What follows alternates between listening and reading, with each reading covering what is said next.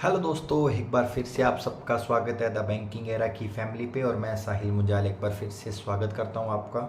और आशा करता हूं कि आप सबका जो एग्ज़ाम है संडे को, जो एसबीआई क्लरिकल मेंस का एग्ज़ाम लगा हुआ है, उसकी जो प्रिपरेशन है बहुत अच्छे से आप कर रहे होंगे दोस्तों।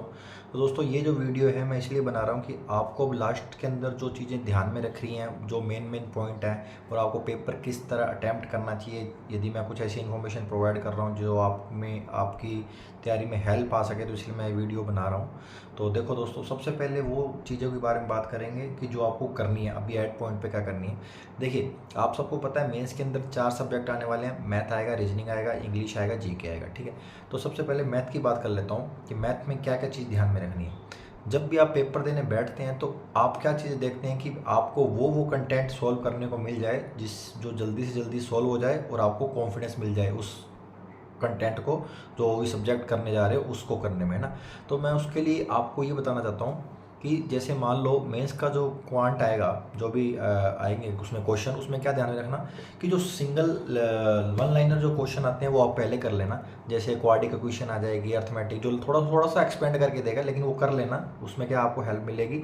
और दूसरा क्या है कि जो प्रॉफिट, जो वर्ड वर्ड वाले जो क्वेश्चन, अर्थमेटिक क्वेश्चन आते हैं, वो भी आप कर सकते हैं। इतने हार्ड नहीं आते हैं, डुएबल होते हैं, आप कर सकते हैं, उनको कर लेना। जिससे क्या होगा, आपको थोड़ा मोटिवेशन मिल जाएगा मैथ में करना है। फिर आप थोड़ा डीआई की तरफ मूव कर सकते हैं ना। डीआई के अंदर कौन सी डीआई, जो कैलकुलेटिव होती है, जैसे डेटा टेबल आ जाती है, बार ग्राफ आ जाता है। हाँ, डबल डबल हो सकता है, जैसे 2 बार ग्राफ दे देंगे, 2 टेबल दे देंगे, तो वो आप डुएबल कर सकते हैं। ठीक है, फिर उसके बाद आप थोड़ा कैशलेट पे मूव ऑन कर सकते हैं। अभी कैशलेट का डेटा यदि आपको समझ में आ रहा है तो आप वो कर सकते हैं ना। फिर आप Q1 Q2 वाले कर सकते हैं। ठीक है, ये जो मैं आपको सीक्वेंस बता रहा हूँ, ये डेटा आप पहले सोल्व कीजिए, जिससे कि क्या होगा, आपको हेल्प मिलेगी। फिर लास्ट में जाके डेटा सफिशिएंसी के क्वेश्चन भी आप कर सकते हैं, ऐसा नहीं है। तो ये ऐसे आप यदि सीक्वेंस फॉलो करेंगे तो आपके नंबर भी आप ज़्यादा ग्रैब कर पाओगे, और आपके जो कॉन्फिडेंस है वो भी आपको ज़्यादा मिलेगा।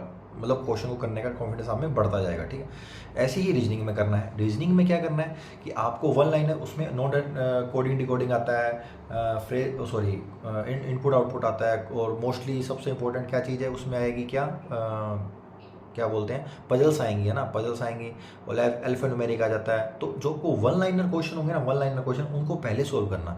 क्यों, जितने भी हो रहे होंगे उससे क्या होगा, आपका थोड़े नंबर गेन होंगे, क्योंकि उसमें क्या होता है 1.25 का क्वेश्चन का जो मिलता है, 1.25 नंबर मिलते हैं क्वेश्चन, तो उससे क्या होगा, आपका थोड़ा गेन होंगे नंबर। तो रीजनिंग के अंदर यदि आप पजल सीधा बनाने लगोगे, उससे बढ़िया कि वन लाइनर पहले कर लेना।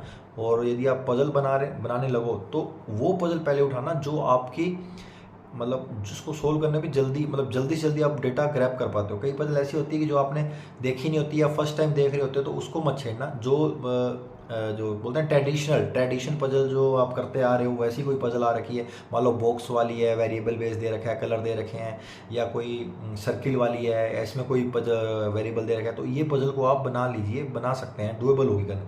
तो ऐसे करते करते आप पजल्स को करिए, उसमें मतलब चुन चुन के पेपर करना है, समझ रहे हो, चुन चुन के आपको पेपर करना है, और कैसे सीक्वेंस में करना है वही चीज़ें मैं बता रहा हूँ, है ना। फिर आप करते जाइए। फिर उसमें जो डेटा सफिशिएंसी रीजनिंग में भी आती है, क्रिटिकल रीजनिंग आती है, लॉजिकल रीजनिंग आती है, तो आप उसकी ओर मूव ऑन कर सकते हैं। उसके कोई क्वेश्चन ऐसे करने वाले होते हैं जो बहुत ईजी होते हैं, है ना। कई नाम से डर जाते हैं, तो डरना नहीं है, क्वेश्चन को वहाँ ऑन इंस्टेंट टाइप पे पढ़ना है आपको, और उसको जल्दी से जल्दी सॉल्व करने की कोशिश करनी है। ठीक है दोस्तों, ऐसे ही करते जाना है, जैसे मैं सीक्वेंस बता रहा हूँ वीडियो में, वैसे वैसे करते जाना। ठीक है, अब इंग्लिश की बात करें तो उसमें क्या क्या आएगा, आरसी आता है, सबसे इंपॉर्टेंट आरसी आएगा, फ्रेज रिप्लेसमेंट आएगा, फिलर आएगा, वर्ड स्वैपिंग भी आ सकता है। तो आपको क्या करना है, आप यदि मॉक जो दे रहे हैं, तो आप मॉक में ये देख रहे होंगे, जो भी पैटर्न आप फॉलो कर रहे हैं इंग्लिश में, मान लो कोई वो कैब पहले सॉल्व कर लेता है, कोई आरसी पहले पढ़ता है, या कोई वन लाइनर पहले कर लेता है। वन लाइनर जैसे मैच द कॉलम वाला कर लिया है, फ्रेज रिप्लेसमेंट कर ली, वर्ड स्वैप कर लिया। तो ये चीज़ें आपको ध्यान में रखनी है कि भाई आप जिस चीज़ में सूटेबल है, जिससे आप जल्दी से जल्दी सब्जेक्ट के अंदर मोटिवेशन कॉन्फिडेंस बना के रखें, और नंबर थोड़े ला के उस सब्जेक्ट को कंटिन्यूस में सॉल्व करेंगे, तो आपका कॉन्फिडेंस भी आएगा और नंबर भी ज़्यादा मिलेंगे। डबल दोनों चीज़ें एक साथ होगी, है ना। और सबसे इंपॉर्टेंट जो अभी मैं बताने जा रहा हूँ कि सबसे इंपॉर्टेंट वाला टॉप जो सब्जेक्ट है वो है करंट अफेयर। तो आपको क्या करना है, करंट अफेयर का सेक्शन पहले आ जाएगा ना, तो उसमें क्या करना है, आपको उसमें बहुत इनफ टाइम मिलेगा। आपको फर्स्ट गो थ्रू के अंदर पेपर देख लेना, जो भी आपको देखना है। जैसे आपको लगता है कि मेरे को एक क्वेश्चन देखना है, यदि नहीं तो करंट अफेयर में जो जनरल अवेयरनेस के क्वेश्चन आएंगे, फर्स्ट गो थ्रू के अंदर आपको जो जो क्वेश्चन आ रहा है करते जाएं, क्वेश्चन पे थोड़ा सा टाइम स्पेंड करें, आ रहा है बिल्कुल लगाएं और चले जाएं। सोचना नहीं है, सोचना इन सेंस कि भाई इस पर कन्फ्यूजन नहीं होना, ये होगा आपको लग रहा है ये आना चाहिए, यही था पढ़ा था मैंने तो क्लिक करना, आगे चल। कॉन्फिडेंस से लगाते जाना है, जो है अभी नहीं बाद में दिमाग में रिकॉल होगा तो उसको छोड़ देना, फिर आगे। ऐसे करते करते आप करते जाओगे ना, तो 10 से 15 क्वेश्चन तो ऐसे होंगे जो 1 क्लिक में हो जाएंगे। 10 से 15 क्वेश्चन होंगे नो डाउट। फिर थोड़ा सोचने पे 15-20 मतलब 25-30 भी जा सकते हो। तो ऐसे करते करते आपको बहुत अच्छे से आप पूरा पेपर सोल्व कर सकते हो ना, आपके बहुत अच्छे नंबर आ सकते हैं, ठीक है।